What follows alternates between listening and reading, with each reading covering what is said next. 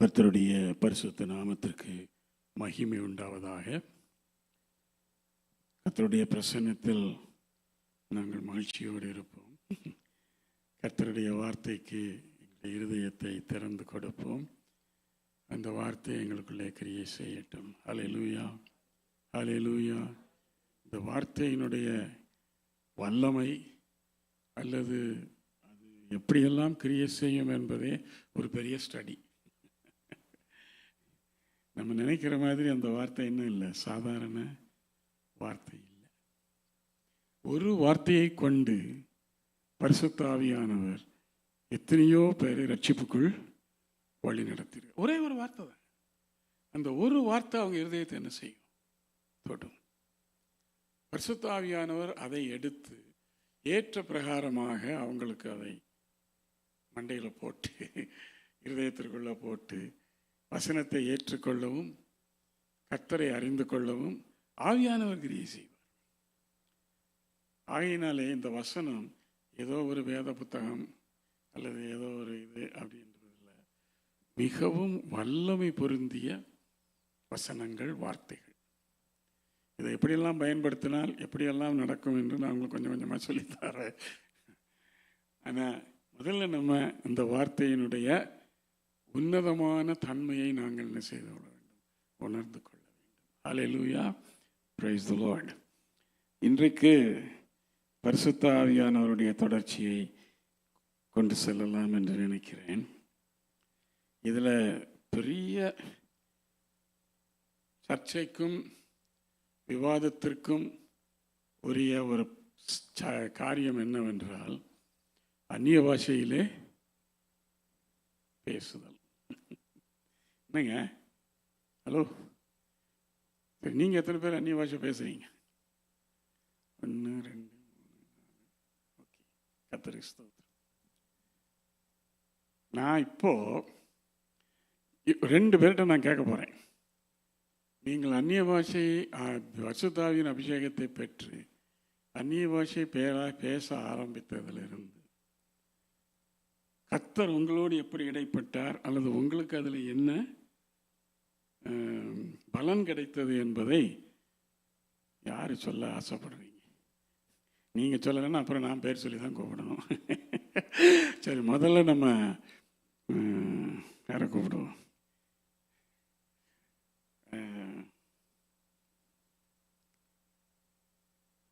Brother மகேஷை கூப்பிடுவோம்.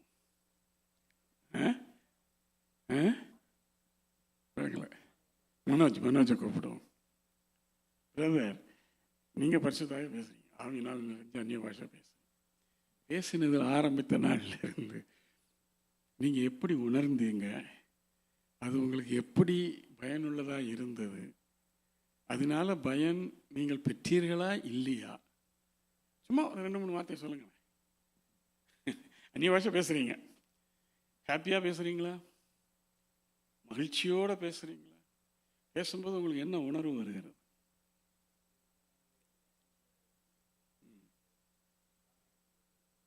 சரி,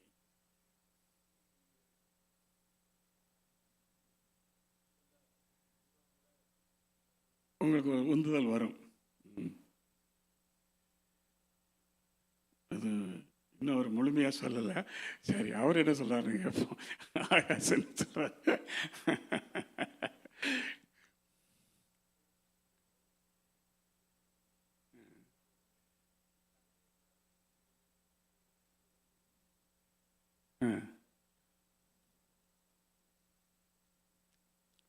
Praise the Lord.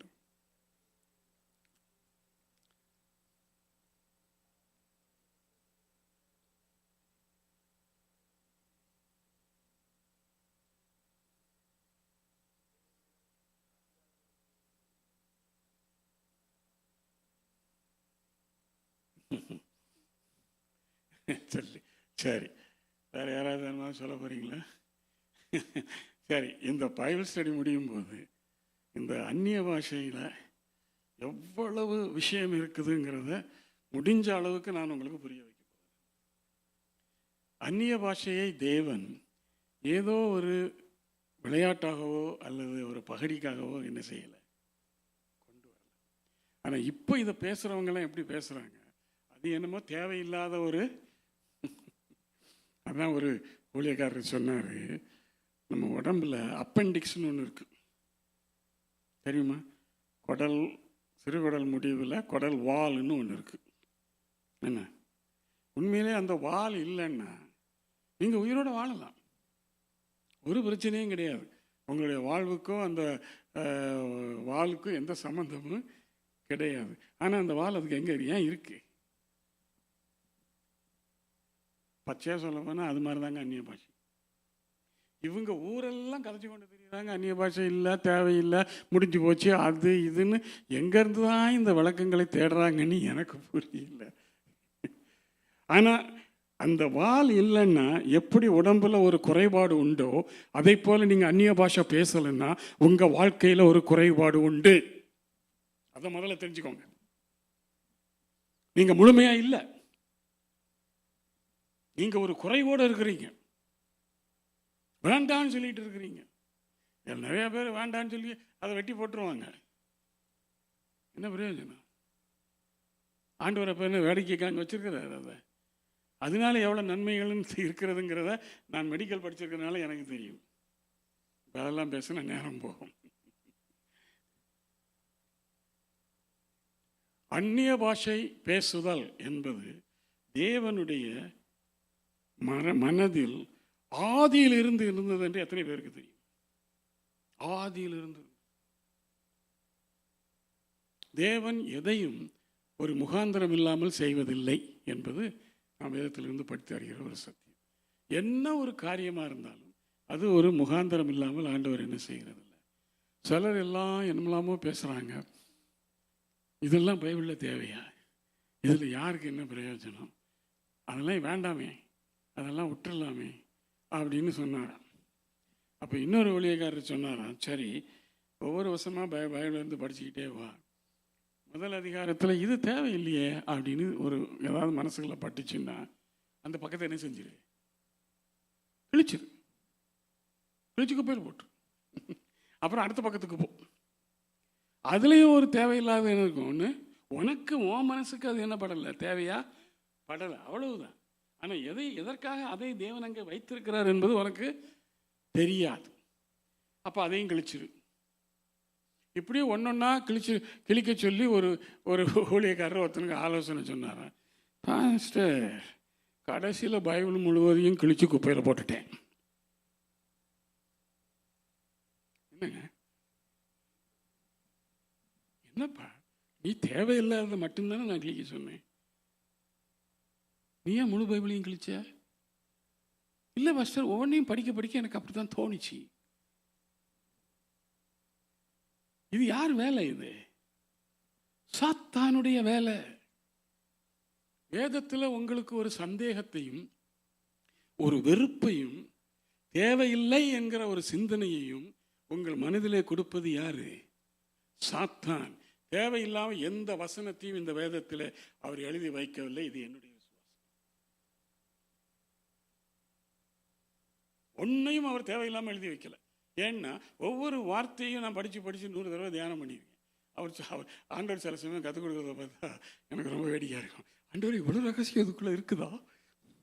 ஆமாம், நீ மடைய நாட்டம் இது நாவல் படிக்கிற மாதிரி படிச்சுன்னா உனக்கு என்ன புரியும் அப்படின்னு ஆண்டவர் என்ன திட்டுறார்.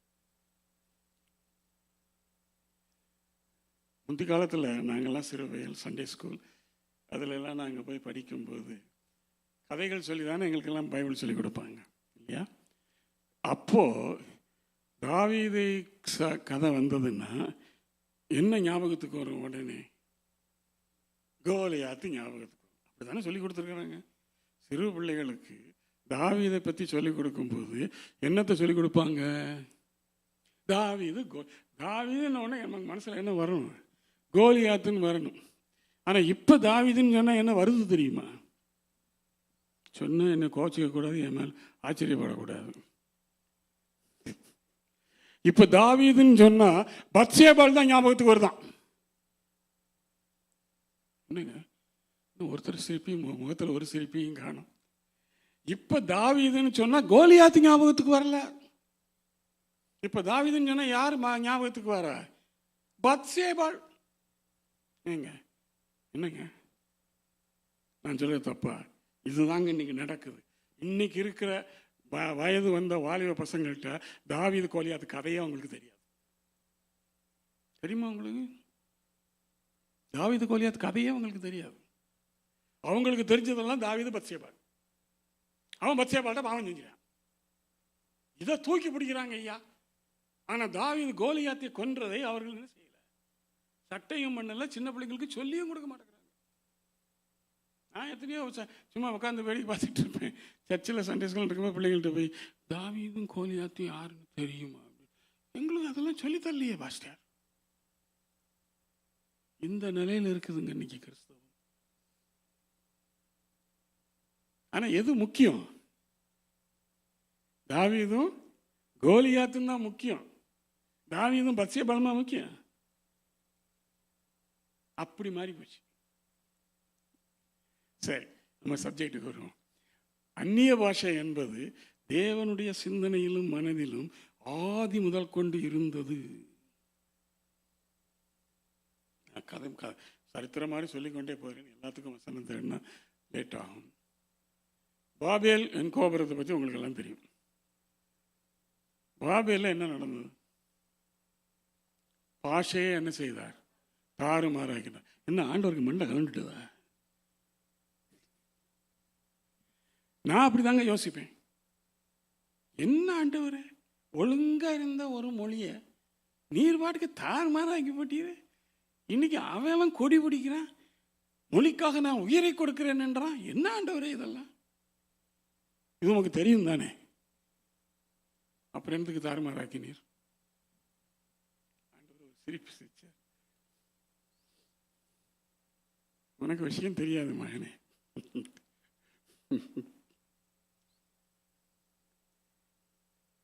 அப்படி ஒன்று நடக்கலைன்னா இன்னைக்கு நீங்க பார்க்குற உலகம் இப்படி இருக்காது. எப்படி இருக்கும்? சரி, செப்பனியாவின் புஸ்தகம் 9ஆம் அதிகாரம்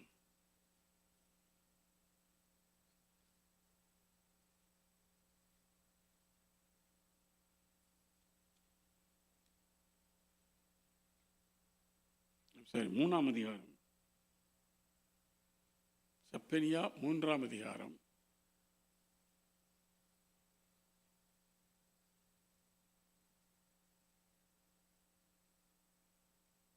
9ஆம் வசனம்.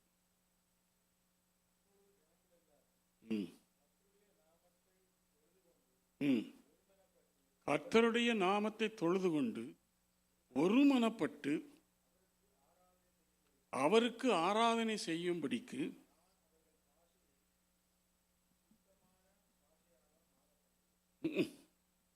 இதை காமிச்சார் ஆண்டவர். இப்போ உனக்கு புரியுதான்னு கேட்டார்.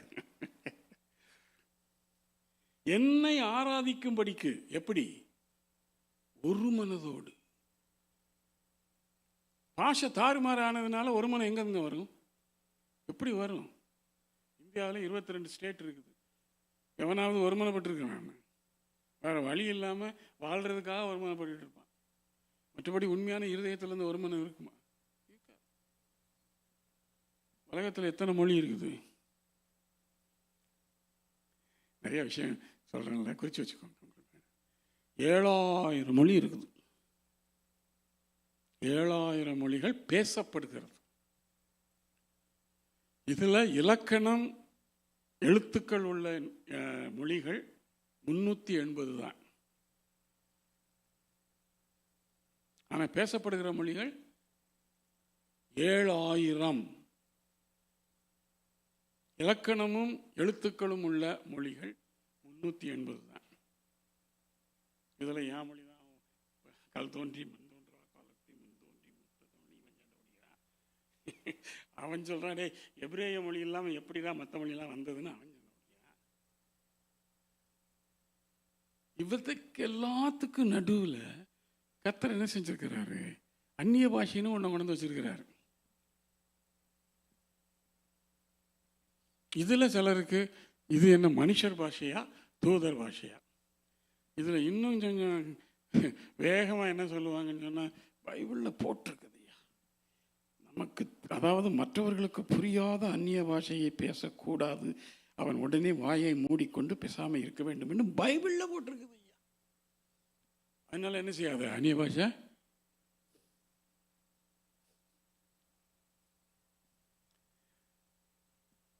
சிலர் உடனே ஓ அது மனுஷர் பாஷை தூதர் பாஷை அப்படின்றாங்க. ஒருத்தன் சொன்னால் தூதர் பாஷைன்னு ஒன்றும் கிடையாதுன்றான். அந்நிய பாஷை எவ்வளோ இருக்கு உள்ள. தேவையில்லாத சரக்குகள் நான் இப்போ சொல்கிறதில்ல, தேவையுள்ள சரக்குகள் அப்புறம் சொல்கிறேன். இவையெல்லாம் தேவையில்லாத சரக்குகள். பவுல் என்ன சொல்றாரு? நான் மனுஷர் பாஷைகளையும் தூதர் பாஷைகளையும் பேசினாலும் அன்பு எனக்கு இராவிட்டால் நான் சத்தமிடுகிற வெண்கலம் போலவும் மோசையிடுகிற கைத்தாளம் போலவும் இருப்பேன். அப்ப தூதர் பாஷைங்கிறது ஒன்று அங்கே இருந்திருக்குது இல்லையா? இல்லைன்னா பவுலுக்கு எப்படி தெரியும்? 2 கொரிந்தியர் 12ஆம் அதிகாரம்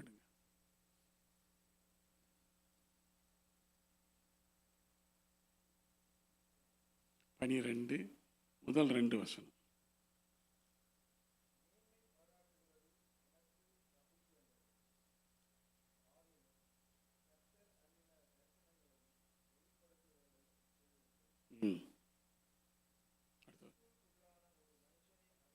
கிறிஸ்துவுக்குள்ளாக ஒரு மனுஷனை, இது எல்லாருக்கும் தெரியும், இது தன்னை பற்றி தான் சொல்கிறாருன்னு, சரிதானா? அதை வச்சுக்குவோம். 14 வருஷத்துக்கு முன்னே 3ஆம் வானம் வரைக்கும் தான் அவர் போயிருக்கிறார். எடுக்கப்பட்டவன்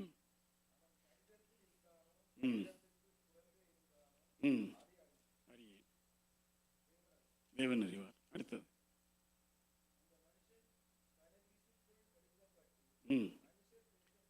மனுஷர் பேசப்படாததும் வாக்கு கட்டாததுமான வார்த்தைகளை கேட்டான்.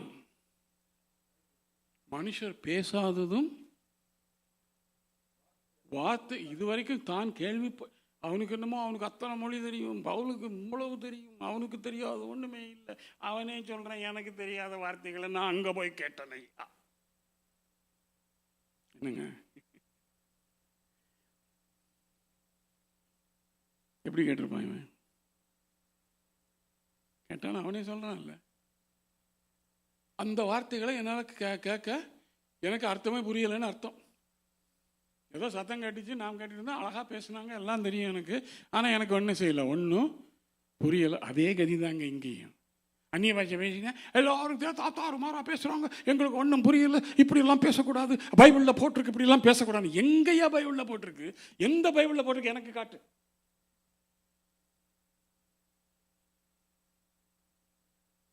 இன்னைக்கு சொல்றேன் கேளுங்க, பாஷைகளை மற்றவன் புரிந்து கொண்டால் அதுக்கு பேர் அந்நிய பாஷை இல்லை. அவனுக்கு புரியாத பாஷையை நீங்கள் பேசினால்தான் நீங்க என்ன பேசுறீங்க. இல்லைன்னா அந்த அந்நியங்கிற வார்த்தைக்கு அங்கே வேலையே இல்லை. பைபிளில் போட்டு இப்போ வரப்பதான் போறேன் அது எல்லாத்துக்கும் விளக்கம் கொடுக்கறதுக்கு. அவன் எல்லாரும் அவன் அப்படிலாம் வாயை மூடிக்கொண்டிருக்க கடவன் என்று வேதம் சொல்லுகிறது. கரெக்ட் தான் சொல்லி அப்போ என்ன ஆண்டவர் ஒன்றும் புரியாமல் பவுலுக்கும் அல்லது பரிசுத்த ஆவிக்கும் ஏவுதலை கொடுத்து இப்படிலாம் எழுதுப்பா அந்நிய பாஷையை பற்றி 3 அதிகாரம் கொரிந்தியரில், பெந்தேகோஸ்தே நாளில் 1 அதிகாரம், இன்னும் நிறைய வசனம் காட்ட போகிறேன். இவ்வளவு வசனத்தையும் அவர் எதுக்கு எழுதி வச்சிருக்காரு? எதுக்கு எழுதி வச்சிருக்காரு? நீங்களாம் இப்படி குழம்புறதுக்கா? இல்லை இப்படிலாம் பேசிக்கிட்டு இருக்காருங்களே இவனுங்கெல்லாம் இப்படி குழம்புறதுக்கா? தெளிவு பெறுவதற்காக எழுதி வச்சிருக்கிறார். இவங்க தெளிவு பெறுவதற்கு பதிலாக எல்லாரும் என்ன செய்யறாங்க? குழப்பிக் கொண்டிருக்கிறாங்க. நிறைய பேர் அந்நிய பாஷையில பேசுறதை பத்தி சும்மா வீடியோவில் தாறுமாறா போடுவாங்க. எனக்கு அதை கண்டாலே பத்திக்கிட்டு வரும். உடனே அவங்களுக்கு ஒரு கமெண்ட் கொடுப்பேன், நல்ல ஒரு பக்கத்துக்கு. கடைசியில் என் டெலிஃபோன் நம்பரையும் கொடுப்பேன். இதாப்பா என் டெலிஃபோன் நம்பரு, உனக்கு ஏதாவது சந்தேகம் இருந்துச்சுன்னா தயவுசெய்து என்னோட பேசு. அவங்களாம் யார்? வீடியோவில் 300 400 1000 வரைக்கும் போட்ட வேத வல்லுன போதகர்கள். எந்த வேதத்தை வச்சு அப்படி போதிக்கிறீங்க? தயவுசெய்து உங்களுக்கு ஏதாவது சந்தேகம் வந்துச்சுன்னா என்னோட பேசுங்க ஐயா, இதுதான் என் டெலிஃபோன் நம்பருன்னா. ஒரே ஒருத்தர் தாங்க 4 வருஷத்தில் என்னோட பேசினான், மற்ற ஒருவனும் பேசல. ஒருத்தர் என்ன சொல்லிட்டு போயிட்டான், இவரோட பேச முடியாதுன்னு போயிட்டான். அதுதான் கடைசியாக எனக்கு கிடைச்ச பதில். வா வழக்காடுவோம், பைபிள் என்ன சொல்லுதுன்னு பார்ப்போம். அந்நிய பாஷை பேசலாமா பேசக்கூடாதா, முடிஞ்சு போச்சா இருக்கா, என்ன ஆச்சு என்று நம்ம பேசுவோம், வழக்காடுவோம். கூப்பிட்டா ஒரு பேர் வர மாட்டாங்க, ஒதுங்கிடலாம். அதுக்கு பிறகு எனக்கு ஃபோன் பண்ணுறது இல்லை, எனக்கு மெசேஜ் அனுப்புறது இல்லை. கொஞ்ச நாள் ஆன பிறகு என்னுடைய அது என்னது யூடியூப் ஐடியவே கேன்சல் பண்ணிடுறான்.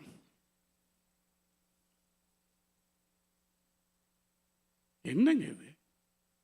என்ன பவுலுக்கும் பரிசுத்த ஆவியானவருக்கும் என்ன மண்டை கழட்டுதா? அப்படி அவருக்கு பரிசுத்த அந்நிய பாஷையில் பேசுறது பிரயோஜனம் இல்லைன்னு சொன்னால், வேதத்தில் இத்தனை வசனம் என்னத்துக்கு? இத்தனை அதிகாரம் என்னத்துக்கு? கடைசியில் இயேசுவே சொல்லிட்டு போயிடார், விசுவாசிகளால் நடக்கும் அடையாளங்களாவன நவமான பாஷைகளை பேசுவார். அதை எதை குறிச்சுங்க அவர் சொன்னார்? அவருக்கும் மண்டை கலந்து போச்சு.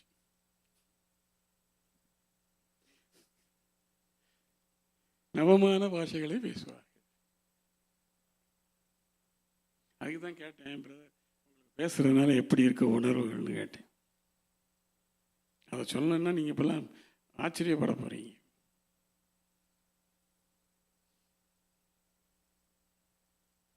இது பாருங்க, அந்நிய பாஷை ஓய்ந்து போகும்னு தான் பைபிளில் போட்டிருக்கு ஒழிய முடிந்து விட்டதுன்னு என்ன செய்யலை, போடலை. இவங்க வார்த்தைகளையே இப்படி குழப்புறானு. ஓய்ந்துன்னா என்ன? 2000 நூற்றாண்டில் எல்லாம் நடந்தது. திரும்ப பரிசுத்தாவியின் அபிஷேகமும் அந்த அந்நிய பாஷையில் பேர வெளிப்பாடுதலும் 1905 தான் வந்தது. அப்போ 19 நூற்றாண்டுகள் அது என்ன செய்தது? ஓய்ந்து இருந்தது. முடியவும் இல்லை, அழிந்து போகவும் இல்லை.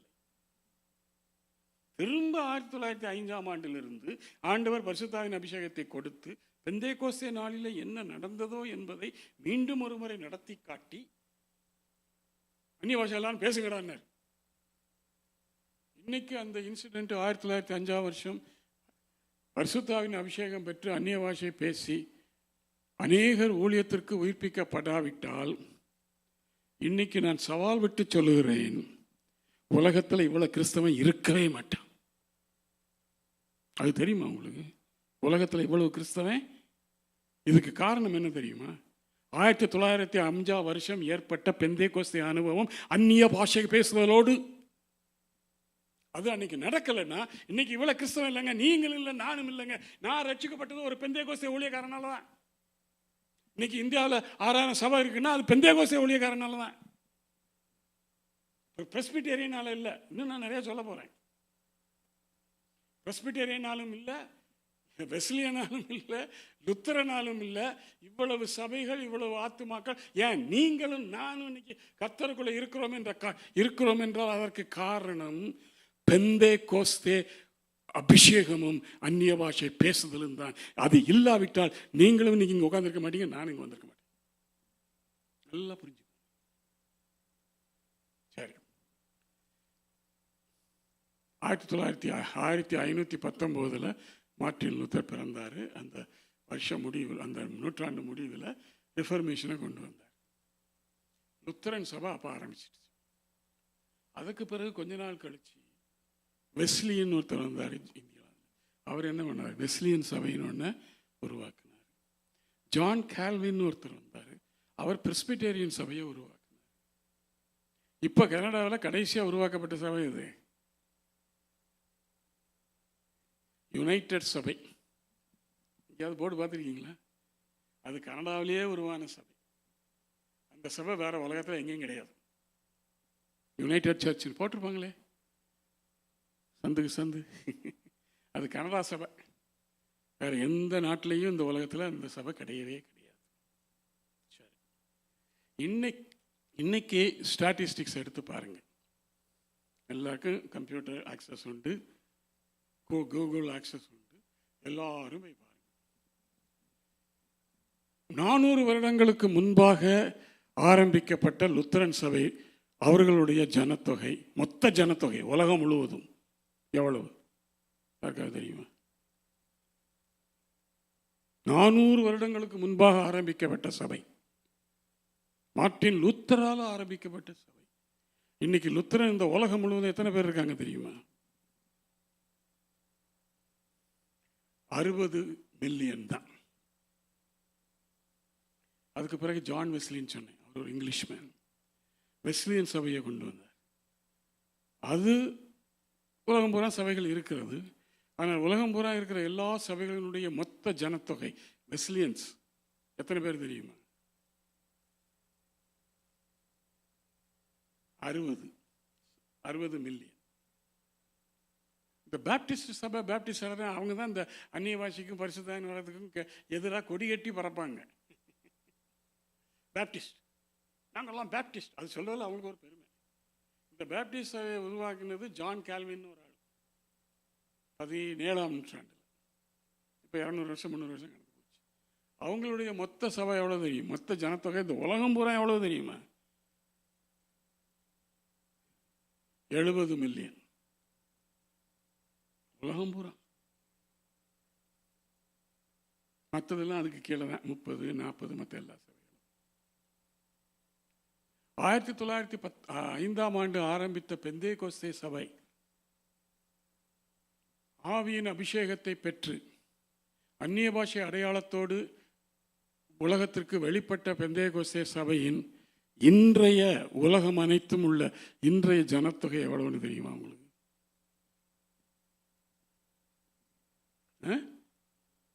700 மில்லியன். 700 400 வருஷத்துக்கு முன்னால் வந்த லுத்தரன் 60, 200 வருஷத்துக்கு முன்னால் வந்த பேப்டிஸ்ட் 70, மற்றதெல்லாம் அதுக்கு கீழே. யுனைடெட் சர்ச்சை கனடாவிலே உண்டானது 1919ஆம் வருஷம் என்று நினைக்கிறேன். அது இப்போ ஒன்றுன்னா அழிஞ்சிக்கிட்டு இருக்குது, அவங்க வித்துக்கிட்டு இருக்கிறாங்க எல்லா சபைகளையும். ஏன்? ஆவி இல்லையா, ஆவி இல்லை. எந்த சபையில் ஆவி இல்லையோ அந்த சபை வளராது. அவங்களால ஆத்மாதாயம் பண்ண முடியாது. ஆவி இருந்தால் அந்நிய பாஷை என்ன செய்வார்? அந்நிய பாஷை பேசாமல் அது ஒன்றும் அடையாளம் இல்லை, அதெல்லாம் ஒன்றும் தேவையில்லை. நான் ஆவின் அபிஷேகம் பெற்றிருக்கிறேன், ஆனால் அந்நிய பாஷை பேச மாட்டேன். நீ ஆவின் அபிஷேகம் பெற்றியா வேற எந்த அபிஷேகமாவது பெற்றியா யாருக்கு தெரியும்? சொல்றேன்னு கோச்சிக்காதீங்க. இதுதான் இன்றைய நிலை. ஆவியின் அபிஷேகம் ஒவ்வொருவருக்கும் தேவை. ஆவியின் அபிஷேகம் வந்தால் அந்நிய பாஷை ஒட்டி கொண்டு வரும். எப்படி? அந்த குடல் வாழ்நாள். அது இல்லைன்னா அது ஆவின் அபிஷேகமே இல்லை. ஐயோ அதெல்லாம் இல்லாமல் நான் ஆவின் அபிஷேகம் பெற்றுக்கிறேன். யாரையா சொன்ன? பைபிள் அப்படி சொல்லலையே. நீ பாட்டுக்கு சொல்லிக்கிட்டு இரு. ஆனால் உன்னால என்ன செய்ய முடியாது? ஒருவனையும் ஆதாயப்படுத்த முடியாது. பரிசுத்த ஆவியானவர் உன்னோடு இருந்து கிரியை செய்ய மாட்டார் அவ்வளவுதான். இல்லை என்னோட கிரியை செய்வார் மாட்டார். சிலர்கிட்ட கேட்பேன், சரி இது வரைக்கும் எத்தனை வருஷம் ஓடிச்சு? 15, 20, 10. எத்தனை பேரை ஆதாயம் பண்ணியிருக்கிறார்? எத்தனை ஆத்துமாக்களை ஆதாயம் பண்ணியிருக்கிறார்? அதெல்லாம் பாஸ்டர், அதெல்லாம் சர்ச்சு பாஸ்டர் அவரெல்லாம் பார்த்துப்பாங்க. அதுக்குன்னு ஊழியக்காரங்கள்லாம் இருக்காங்க. நமக்கெல்லாம் அது. அப்போ உனக்குள்ள ஆவியானவர் இருக்காருன்னு நீ சொல்ற. எங்கேயாவது போய் சொல்லு, என்கிட்ட சொன்னீங்கன்னா அடி வாங்க வேணும். உனக்குள்ள ஆவி இல்லையா? கொஞ்சம் அதிகமாக போச்சுன்னா, பேச்சுவார்த்தை போச்சு, நான் கேட்பேன், நெஞ்சில் கை வச்சு சொல்ல, உனக்குள்ள ஆவியானவர் இருக்காரா இல்லையா? நேரடியாக கேட்பேன்.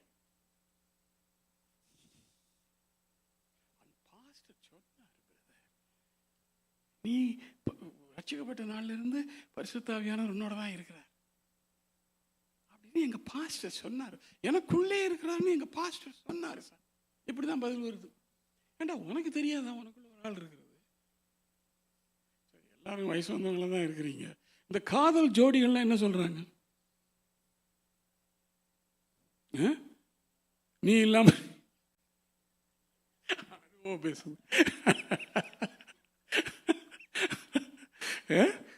நீ எனக்குள்ள இருக்கிற, எங்க இருக்கிற, எனக்குள்ள நீ இல்லைன்னா நான் செத்தே போயிடுவேன். ஆனா ஆவியானவர் இருக்கிறது தெரியும். கூட இருக்கிற கேர்ள் ஃப்ரெண்டோ அல்லது யாரோ அல்லது நண்பர்களோ அல்லது இதெல்லாம் உனக்கு தெரியும். ஆனா ஆவியானவர் உனக்குள்ள இருக்கிறது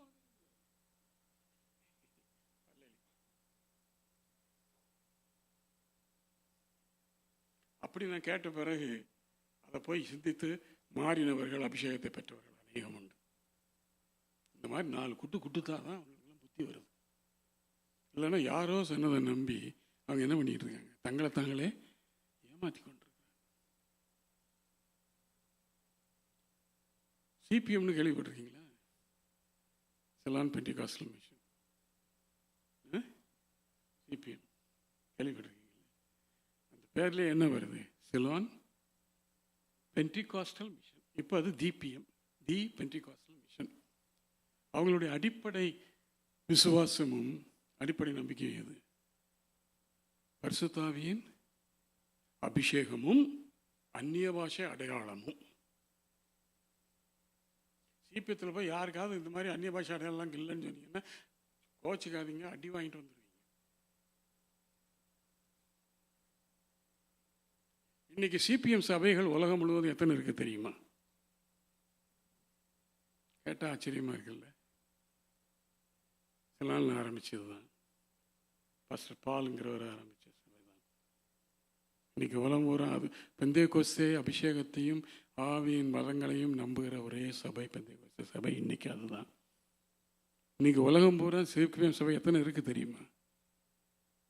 எத்தனை இருக்கு? சும்மா ஒரு கெஸ் பண்ணுங்க பார்ப்போம். சிபிஎம் சபைகள் 7000 சபைகள் இருக்கிறது உலகம் முழுவதும். அதுக்கு அடிப்படை காரணம் என்ன? பெந்தேகோஸ்தே அனுபவம், அந்நிய பாஷை பேசுதல், ஆவியின் வரங்களை அவர்கள் தூக்கி பிடிக்கிறார்கள். அதனாலதான். ஏன் மற்ற சபையெல்லாம் செத்துக்கிட்டு போகுது? போகத்தான் செய்யும். எந்த சபை உயிரோடு இருக்கும் அல்லது வளரும்? ஆவியின் சபை. ஆவியின் சபை, ஆவிக்குரிய சபை, சும்மா வார்த்தைகள்லாம் சும்மா பலமாக வரும். ஆனால் என்னன்னே உங்களுக்கு அர்த்தம் தெரியும். உங்களுக்கு தெரியுமா, அமெரிக்காவில் ஒயிட் ஹவுஸில் இருந்து 3வது பிளாக்ல ஒரு சிபிஎம் சபை இருக்கு. White House, Philadelphia Road, US, Washington DC. 7லேருந்து 3வது பிளாக்ல ஒரு சிபிஎம் சபை. ஞாயிற்றுக்கிழமை அந்த ரோட்டில் நீங்கள் போனீங்கன்னா, ஒரு மாதிரி சிபிஎம் சபையை பார்க்கணுன்ட்டு போனேன். அந்த ரோடு பூரா வெள்ளைதான், வெள்ளையும் சொல்லையும் ஐயா, ஆம்பளைங்களும் பொம்பளைங்களும். 2000 பேர். அமெரிக்காவில் வெள்ளையாக இருக்கான், கருப்பாக இருக்கான், எல்லா ஜாதிக்காரனும் இருக்கான். 2000 பேர் அந்த சபை. நான் போகும்போது அது 10-15 வருஷத்துக்கு முன்னால், இப்போ அது 10,000 கூட இருக்கலாம். எங்கே இருக்கு? ஒயிட் ஹவுஸ்லேருந்து 3வது பிளாக்கு. பிரெஸ்பிட்டேரியன் சபை இல்லையே, பேப்டிஸ்ட் சபை இல்லையே, யுனைடெட் சர்ச் சபை இல்லையே, லுத்தரன் சபை இல்லையே, வெஸ்லியன் சபை இல்லையே. எந்த சபை இருக்கு? பெந்தேகோஸ்தே சபை. இதெல்லாம் சாட்சிகள், இதெல்லாம் சாட்சிகள். இவங்க ஏதோ பேசுறாங்கன்னு சொல்லி தயவு செய்து வேத வசனத்தை நம்ம என்ன செய்ய வேண்டாம், சுலபமா நினைக்க வேண்டாம். நான் அடிக்கடி சொல்லுவேன், நம்மக்கிட்ட 3 ஆயுதம் இருக்கு தெரியுமா உங்களுக்கு? பலமான ஆயுதம். அதற்கு நிகரான ஆயுதமே கிடையாது. சாத்தான் அவன் கொண்டு பயந்து ஓடுவான், முழங்கால் படிடுவான், மண்டிடுவான். முதலாவது ஆயுதம் என்ன?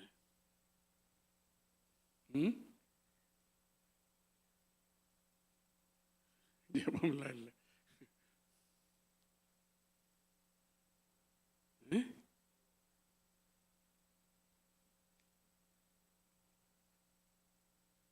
தேவனுடைய வார்த்தை. எங்க இருக்கு? நமக்கு எங்க வாயில இருக்கு. அந்த வார்த்தையை நீங்கள் பயன்படுத்தினால் சாத்தான் கூட சுருண்டு விழுவாங்க. ஆனா பயன்படுத்த, அது எவ்வளவு பெரிய ஆயுதம். சைனா தேசத்திலிருந்து ஒரு சாட்சியை நாளைக்கு முன்னால கேட்டேன். சுரங்க வேலை செய்து கொண்டிருந்த 2 நல்ல ரட்சிக்கப்பட்ட சகோதரர்கள் சுரங்கத்துக்குள்ள மாட்டிட்டாங்க. தண்ணி உள்ள வந்துடுச்சு, எங்கேயோ உடச்சிக்கிட்டு பிச்சுக்கிட்டு வந்துடுச்சு. அது வரத்தானே செய்யும். சுரங்கத்தில் எவ்வளவோ கதைகள் கேள்விப்படுறோம். இவங்க 2 பேருக்கும் கொஞ்சம் உயரத்தில் இவங்க 2 பேரும் மட்டும் உட்கார மாதிரி ஒரு சின்ன திட்டு, அதில் போய் ஏறி உக்காந்துக்கிட்டாங்க. தண்ணி ஏறிக்கிட்டே வருது. 2 பேரும் ரட்சிக்கப்பட்ட கிறிஸ்தவர்கள். என்ன செய்யலாம் பிரதர்? எடுத்துக்கொள்ளட்டும். அப்போ இன்னொரு சொன்னாங்க, இந்த தண்ணியை நாங்கள் கட்டுப்படுத்த போகிறோம். என்னையா சுரங்கத்துக்குள்ள தண்ணி ஏறிக்கிட்டே இருக்குது, என்னமோ பேசுற, இதெல்லாம் இருக்கு.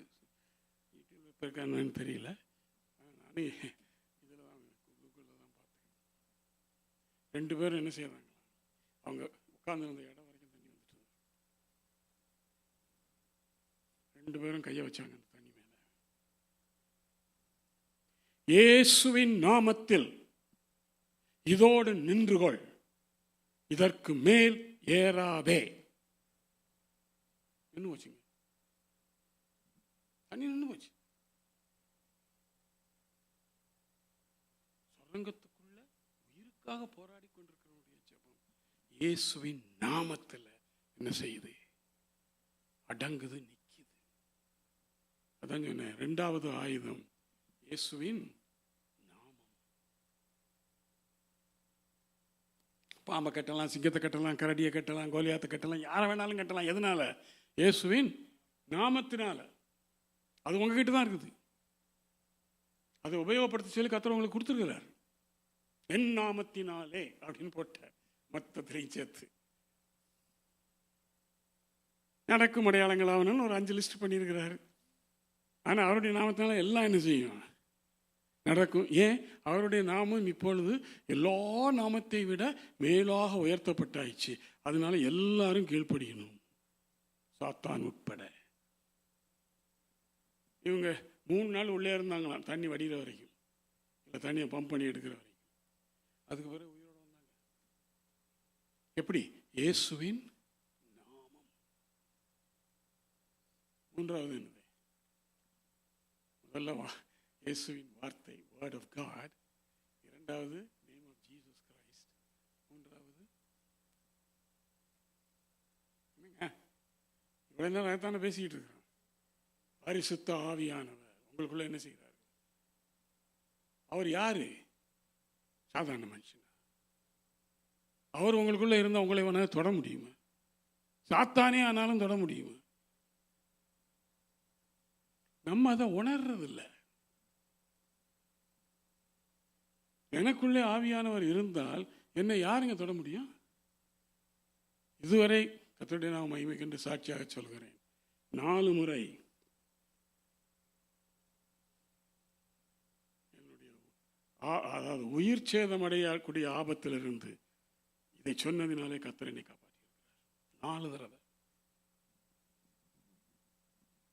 ஒரு தடவை ஆக்சிடென்ட் ஆயிடுச்சு. அந்த ஆக்சிடென்ட் அது காரணம், அது பெரிய கதை, அதெல்லாம் வேண்டாம். என் கார் அப்படியே அந்த சவுக்கு தோப்புக்குள்ள அப்படியே வளைஞ்சு வழி கிடையாது. போய் கடைசியில் போய் ஒரு இடத்துல ஒரு மரத்து மேலே முட்டி நின்று நான் அப்படியே என்ன ஆண்டவரே சொல்லிட்டு நான் பாட்டுக்கு கதவை திறந்து இறங்கி வரேன். இதை பார்த்துக்கிட்டு இருந்த எல்லாரும் என்ன செஞ்சுட்டாங்க? கூட்டிட்டாங்க. என்ன கூட்டினாங்க? உயிரோடு இருக்கானா இல்லையா ஒன்றுமே தெரியலையே.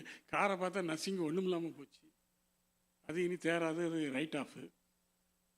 நான் என்னடானா கதவை திறந்துக்கிட்டு நான் பாட்டுக்கு வரேன் வெளியில். என்னங்க, நான் கதவை திறந்தேன், கதவை திறந்துச்சு. ஒன்றும் அடி ஒரு ஸ்க்ராட்ச் கூட என் மேலே கிடையாது. நான் பாட்டுக்கு எழுந்து வெளியில் வரேன். யோ, நீ உயிரோடு தான் இருக்கியா உள்ள? ஏன் எனக்குள் இருக்கிற ஆவியானவர். பைபிள் என்ன சொல்லுது அந்நிய பாஷை பேசுறதை பற்றி? பரிசுத்த ஆவியானவர் அவர்களுக்கு கொடுத்த. அப்போஸ்தலர் 2:4 என்ன சொல்லுது?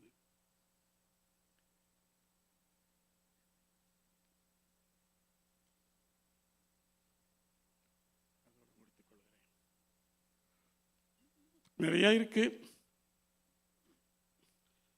அதெல்லாம் இப்படி சும்மா ஷார்ட்டாலாம் முடிக்க முடியாது. 2:4 இருங்க.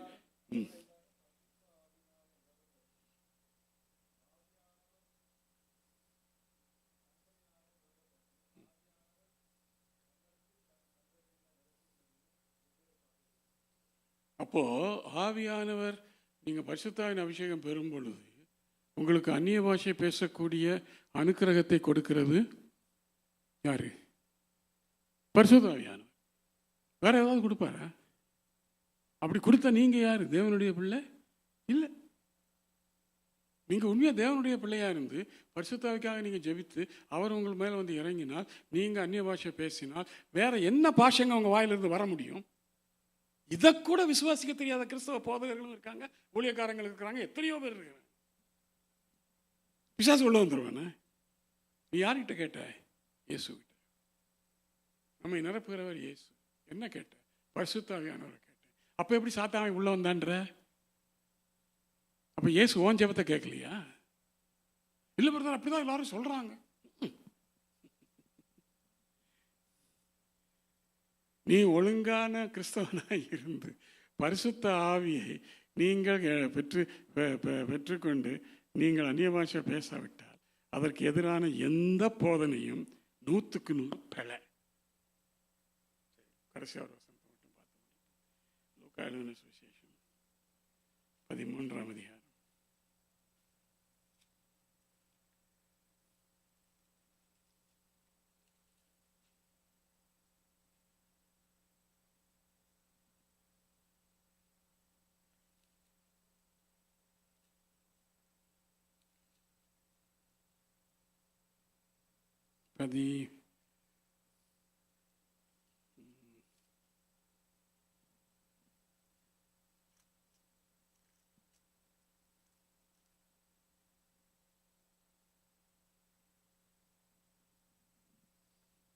தம்மிடத்தில்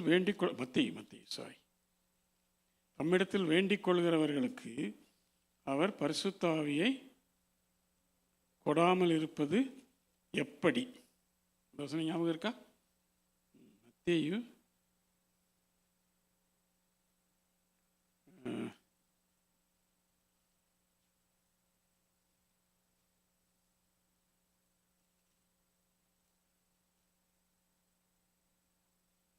9ஆம் அதிகாரம் 9 நினைக்கிறேன். சரி, அந்த வசனம் ஞாபகம் இருக்கா? தம்மிடத்தில் வேண்டிக் கொள்கிறவர்களுக்கு அவர் எதை கொடுப்பது அதிக நிச்சயம் அல்லவா?